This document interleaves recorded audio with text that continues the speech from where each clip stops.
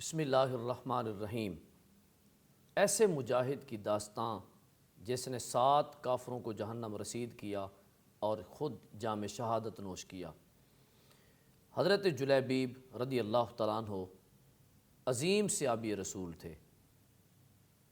زیادہ حسن و جمال نہیں تھا اور نہ ہی کوئی مال و دولت تھا، نہ ہی کوئی اونچا اور بلند و بالا خاندان تھا، مگر اللہ اور اس کے رسول سے انتہا کی محبت کرتے تھے۔ نبی پاک علیہ الصلوۃ والسلام بھی اپنے اس غلام سے بے حد محبت فرماتے تھے۔ ایک مرتبہ حضور اکرم صلی اللہ علیہ وسلم ایک غزوہ میں تشریف لے گئے جس میں حضرت جلیبیب بھی شامل تھے۔ اس غزوہ میں اللہ کریم نے مسلمانوں کو فتح عطا فرمائی۔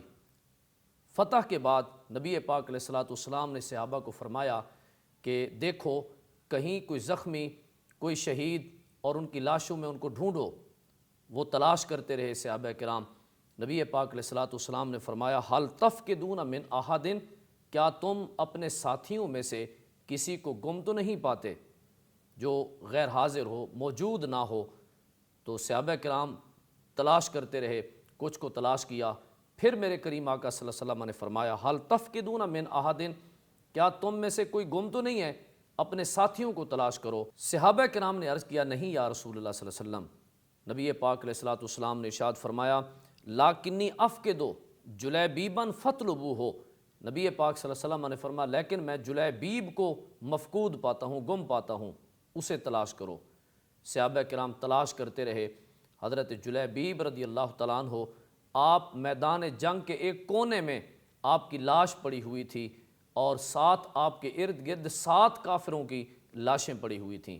اس صحابی نے نبی پاک علیہ الصلوۃ والسلام کو آ کر خبر دی کہ یا رسول اللہ صلی اللہ علیہ وسلم حضرت جلیبیب کی لاش مل چکی ہے اور ان کی لاش کے ساتھ 7 کافروں کی لاشیں بھی پڑی ہوئی ہیں۔ حضور اکرم صلی اللہ علیہ وسلم خود تشریف لے گئے اور کریم آقا صلی اللہ علیہ وسلم نے یہ منظر دیکھا اور ارشاد فرمایا قاتل سبعۃ ثم قتلوہ۔ نبی پاک صلی اللہ علیہ وسلم نے فرمایا کہ اس عظیم مجاہد نے 7 کافروں کو قتل کیا، پھر انہوں نے حضرت جلیبیب کو قتل کیا ہے۔ نبی پاک صلی اللہ علیہ وسلم نے آگے کریمانہ انداز میں ارشاد فرمایا ھذا منی وانا منہ، میرے آقا فرماتے ہیں کہ یہ مجھ سے ہے اور میں اس سے ہوں۔ پھر فرمایا ھذا منی وانا منہ، جلیبیب مجھ سے ہے اور میں اس سے ہوں۔ شہداء کو دفنانے کا جب مرحلہ درپیش ہوا، قبریں کھودی جا چکی تھیں، دیگر شہداء کو دفن کیا جا رہا تھا، جب حضرت جلیبیب رضی اللہ تعالیٰ عنہ کی باری آئی، میرے کریم آقا صلی اللہ علیہ وسلم آگے بڑھے۔ حضور علیہ الصلوۃ والسلام نے اپنے ہاتھوں پر حضرت جلیبیب کی لاش کو اٹھایا ہوا تھا اور اپنے ہاتھوں سے میرے کریم آقا صلی اللہ علیہ وسلم نے ان کو لحد میں اتارا اور ان کی تدفین جو ہے وہ کی گئی۔ تو اب اس میں دیکھیں کہ نبی پاک علیہ الصلوۃ والسلام کا حسن اخلاق کتنا عظیم تھا، رحمت عالم صلی اللہ علیہ وسلم کا پیار کتنا عظیم تھا اپنے اس غلام کے ساتھ کہ حضور علیہ الصلوۃ والسلام اس سے بڑی محبت فرماتے تھے اور وہ بھی حضور سے محبت فرماتے تھے۔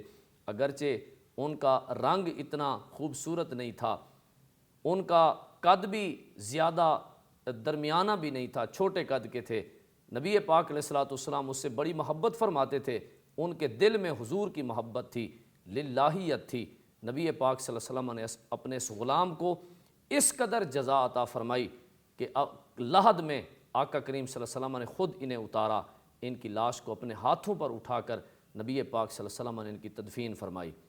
اللہ کریم ہم سب کو نبی پاک علیہ الصلوۃ والسلام کی تعلیمات پر عمل کرنے کی توفیق عطا فرمائے۔ وما علیہ الا البلاغ۔